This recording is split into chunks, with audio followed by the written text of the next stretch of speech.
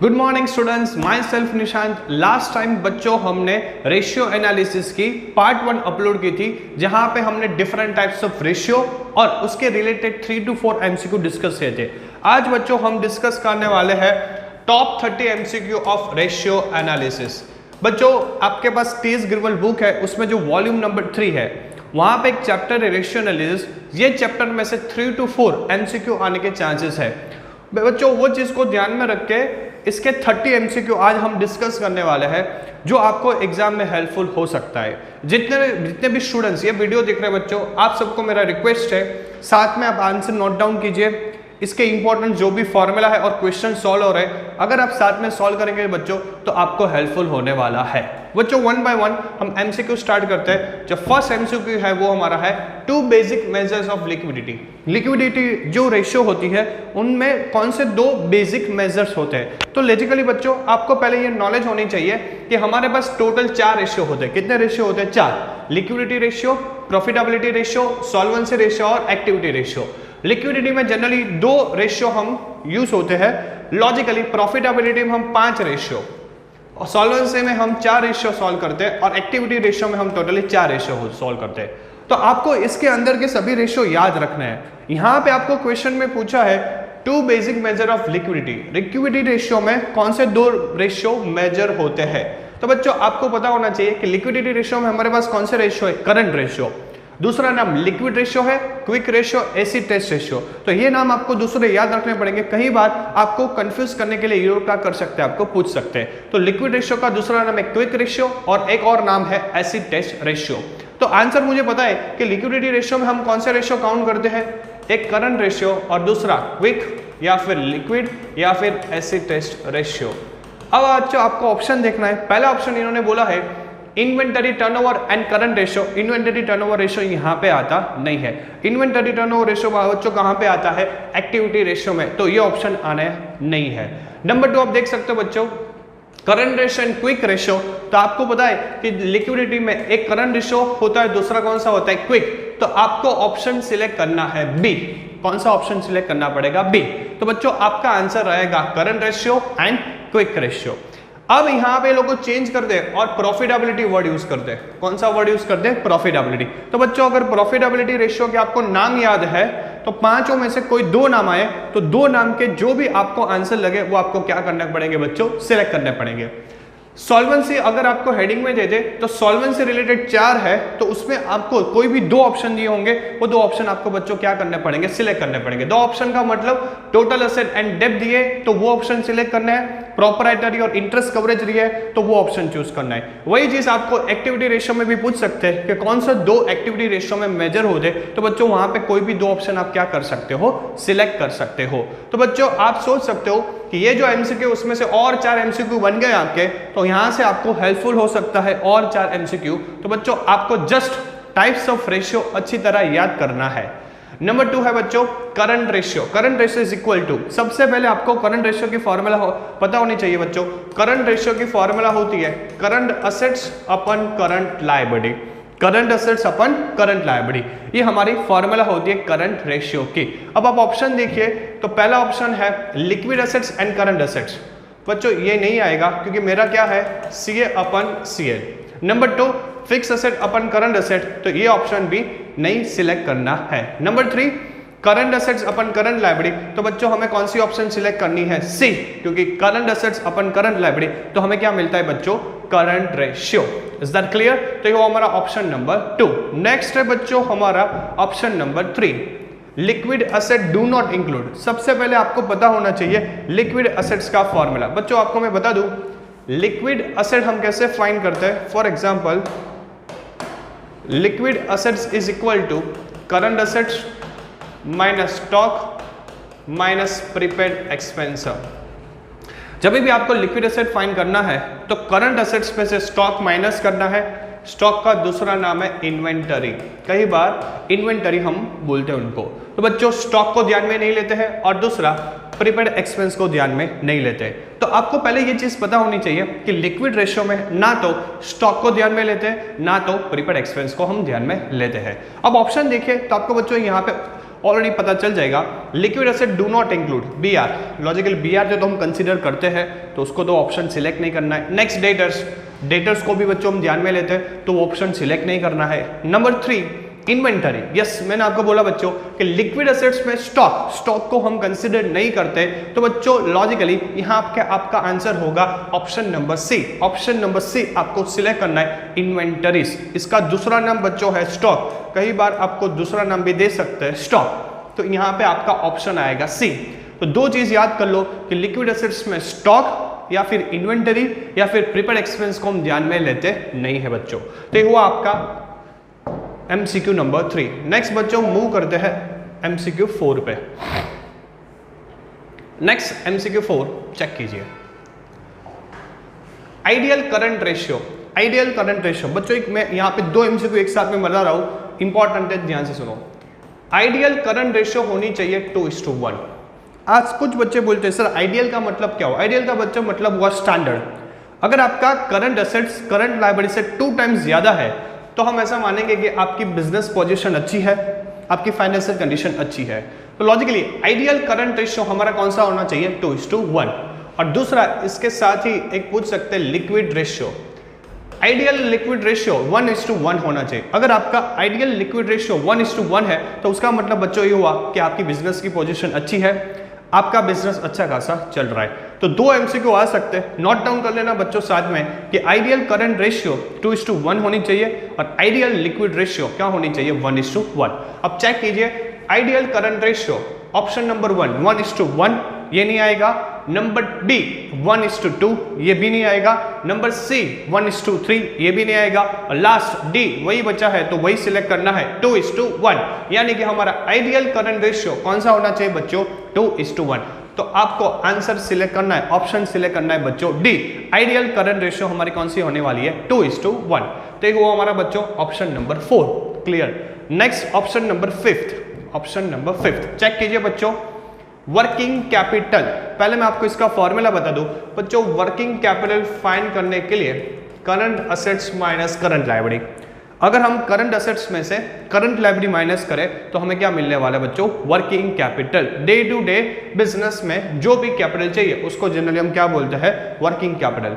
तो यानी कि CM माइनस CL। अब ऑप्शन देखिए, number 1 option cash and bank balance, कोई ऑप्शन मैच ही नहीं हो रहा है तो इसको तो कंसिडर करना ही नहीं है। Number 2 capital board from banks, ये भी बच्चों नहीं आनी चाहिए, लॉजिकली मैंने आपको क्लियर बोला CM minus CL। Number 3 difference between current assets and current liability. Logically current assets में से करंट लायबिलिटीज माइनस करने के बाद जो डिफरेंस आ रही है वो बच्चों डिफरेंस को जनरली क्या बोलते हैं? Working capital. तो यहाँ पे आपको कौन सा ऑप्शन सिलेक्ट करना है बच्चों? See, difference between current assets minus current liability. यानी कि ये दोनों की जो डिफरेंस होगी उसको जनरली क्या बोलते हैं हम? Working capital term. क्लियर बच्चों? तो यहाँ पे आपको सेलेक्ट करना है option C, difference between CM minus CL। तो बच्चों ये हुआ आपका 5th number working capital. Next बच्चों मोस्ट IMP, मुझे ऐसा लग रहा है कि बोर्ड में ये MCQ के आने के चांसेस ज्यादा है, पूछ सकते हैं बच्चों, तो ध्यान से देखिए प्रैक्टिकल क्वेश्चंस है। क्लियर? चेक कीजिए, a company current ratio is 2.4:1। Company का जो करंट रेशियो है वो दिया है बच्चों 2.4:1। सबसे पहले जो चीज का आंसर दिया है, जिस चीज आपके पास अवेलेबल है उसकी फॉर्मूला साथ में लिख जाइए बच्चों, ये शॉर्टकट है। तो यहाँ पे करंट रेशियो है तो बच्चों मैं current ratio is equal to current assets upon current liability, ये दे दिया है 2.4/1। Next working capital is 5,60,000। अभी मैंने वर्किंग कैपिटल बताया 5,60,000, तो working capital is equal to current assets minus current liability. Working capital बच्चों आपको दे दिया है 5,60,000, ये हो हमारा बी। नेक्स्ट बच्चों आप चेक कीजिए, इफ लिक्विड रेशियो, और एक और हमें फॉर्मूला दे दिया है liquid ratio is equal to liquid assets upon current liability. इसका आंसर बच्चों दे दिया है 1.5:1। तीनों के आंसर दिए, अब हमें कंफ्यूजन हो रही क्या फाइंड करना है? डोंट वरी, वो सोल्व हो जाएगा बच्चों। यहाँ पे थोड़ा कॉन्सेंट्रेट कीजिए। What will be the value of inventory? Inventory की क्या वैल्यू है वो हमें देखना है बच्चों। इन्वेंटरी का फॉर्मूला होता है, इन्वेंटरी का मतलब स्टॉक बोलूं या फिर इन्वेंटरी बोलूं, बोथ आर सिमिलर।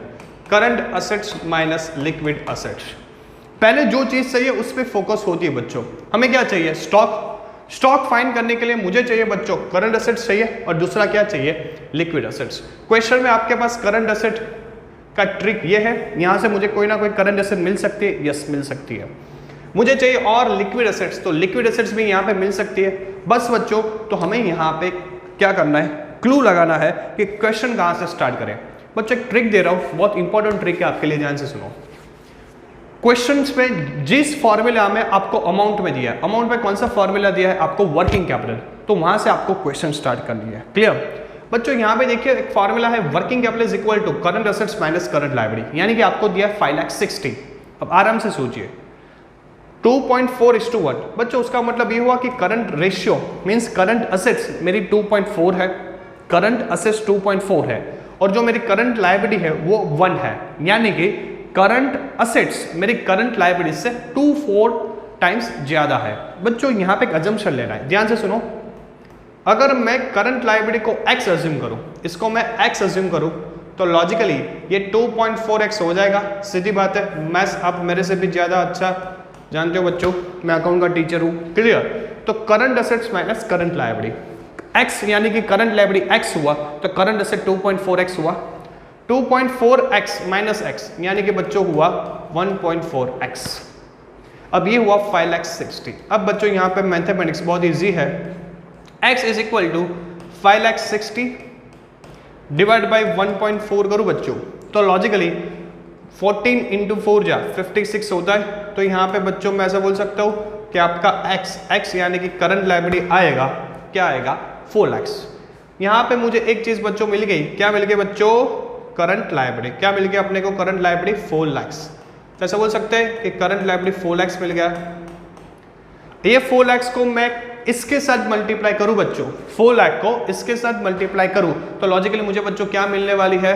सीधी बात है, करंट असेट्स मिलने वाली है। तो 4 लाख इंटू 2.4, तो बच्चों ऐसा बोल सकता हूं कि मेरी करंट असेट्स हुई, एक बार कैलकुलेटर में बच्चों मैं चेक कर दूं, 9,60,000 होगा 2.4, यस 9,60,000 बच्चों मेरा करंट असेट हुआ 9,60,000। तो मुझे करंट असेट मिल गई, जो चीज मिल जाती है यहाँ पे लिख दो, करंट असेट्स 9,60,000। अब मुझे चाहिए लिक्विड असेट्स, लिक्विड असेट भी बच्चों मिल जाएगी। यहाँ पे आपके पास करंट लायबिलिटी है, यस करंट लायबिलिटी कितना है? 4 लाख। तो बच्चों यहाँ पे करंट लायबिलिटीज में 4 लाख लिख सकता हूँ। ये 4 लाख को इसके साथ मल्टीप्लाई करूँ 1.5 इंटू 4 लाख, तो 15 इंटू 4 जाए यानी कि 6 लाख होगा। तो बच्चों हम कलर में लिखते हैं, आपको ज़्यादा अच्छा लगेगा। तो ये आएगा 6 लाख।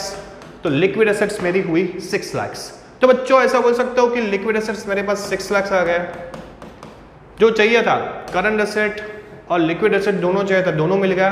ये दोनों का डिफरेंस लो, 9,60,000 माइनस 6, तो बच्चों आपका स्टॉक आया 3,60,000। अब ऑप्शन में चेक कीजिए कहीं पे है 3,60,000, ऑप्शन नंबर 1 में नहीं है, 2 में नहीं है, लेकिन 3 में है। तो बच्चों हमारी आंसर आई 3,60,000। क्या आया? 3,60,000।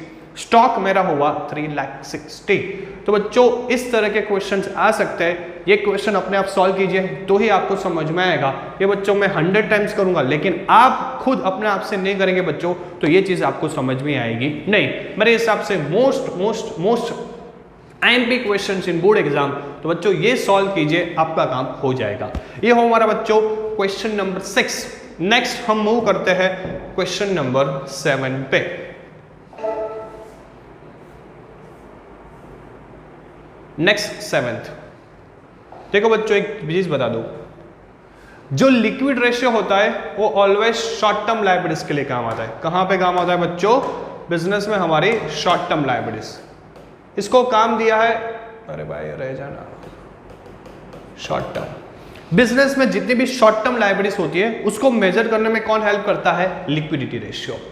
और सॉल्वेंसी बिजनेस में जितनी भी लॉन्ग टर्म लायबिलिटी है वो मेजर करने में हेल्प करता है। यानी कि इसको बोल दिया कि तेरा काम शॉर्ट टर्म का है, और सॉल्वेंसी को बोल दिया तेरा काम किसका है? लॉन्ग टर्म का। इंपॉर्टेंट है, नोट डाउन कर लेना। लिक्विडिटी ऑलवेज शॉर्ट टर्म का देखता है और सॉल्वेंसी ऑलवेज किसका देखेगा? लॉन्ग टर्म लायबिलिटीज का। चेक कीजिए नेक्स्ट बच्चों, dash of the business firm is measured by its ability to satisfied short term obligation. Business में ऐसा कौन सा रेशियो है जो बिजनेस के शॉर्ट टर्म ऑब्लिगेशन को, शॉर्ट टर्म लायबिलिटीज को मेजर करता है। आपके पास बच्चों ऑप्शन दिए एक्टिविटी, मैंने बोला एक्टिविटी नहीं है, एक्टिविटी तो लॉन्ग टर्म का दिखता है तो एक्टिविटी नहीं आएगा। सॉल्वेंसी भी नहीं आएगा, सॉल्वेंसी भी लॉन्ग टर्म का है, प्रॉफिटेबिलिटी भी लॉन्ग टर्म का है, लेकिन लिक्विडिटी रेशियो ऑलवेज किसका दिखता है, शॉर्ट टर्म ऑब्लिगेशंस का। तो बच्चों यहां पे आपका option number B liquidity ratio आएगा। यहां पे मैं लैंग्वेज चेंज कर दूं तो बच्चों लॉन्ग टर्म की बात आए तो लॉन्ग टर्म में डेप्ट आएगा या फिर सॉल्वेंसी रेशियो आएगा। क्लियर? तो शॉर्ट टर्म लायबिलिटीज ऑलवेज कौन देखता है, लिक्विडिटी रेशियो। तो ये हुआ बच्चों आपका 7th नंबर जिसमें आपको ऑप्शन सिलेक्ट करना है बी। नेक्स्ट नंबर 8, अभी मैंने 10 मिनट पहले ही बच्चों ये करवाया, liquid assets is equal to current assets minus stock यानी कि इन्वेंटरी और प्रीपेड एक्सपेंस। जब भी आप लिक्विड रेशियो काउंट करो तो करंट असेट, स्टॉक और प्रीपेड एक्सपेंस को ध्यान में नहीं लेते हैं, तो लॉजिकली कैश ये तो आएगा नहीं, लेकिन प्रीपेड एक्सपेंस, एडवांस एक्सपेंस को कौन ध्यान में नहीं लेता है, क्विक असेट्स। तो क्विक असेट्स यानी कि लिक्विड असेट्स में हम स्टॉक और प्रीपेड एक्सपेंस को ध्यान में नहीं लेते हैं बच्चों, तो उसका मतलब हुआ आपका ऑप्शन आपको सिलेक्ट करना है B, option number B, prepaid expense. तो बच्चों ये हुआ आपका 8 नंबर में answer B.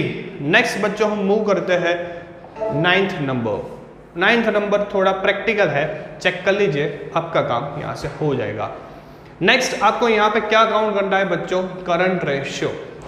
Current ratio is equal to current assets upon current liability. Business में जितनी भी शॉर्ट टर्म असेट्स होती है, कौन कौन सी शॉर्ट टर्म असेट्स होती है, करंट असेट में कौन कौन सी इंक्लूड होती है बच्चों, एक बार लिस्ट बोल रहा हूं, stock, debtors, cash, bank, prepaid expense, accrued income, short term loan and advance, ठीक है। फिर बिजनेस में जितनी भी शॉर्ट टर्म है, मार्केटेबल सिक्योरिटीज, ये सब बच्चों हमारी शॉर्ट टर्म असेट्स है, करंट असेट्स है। तो जितना मैं लिस्ट बोला वो किस में इंक्लूड होगा, करंट असेट्स में।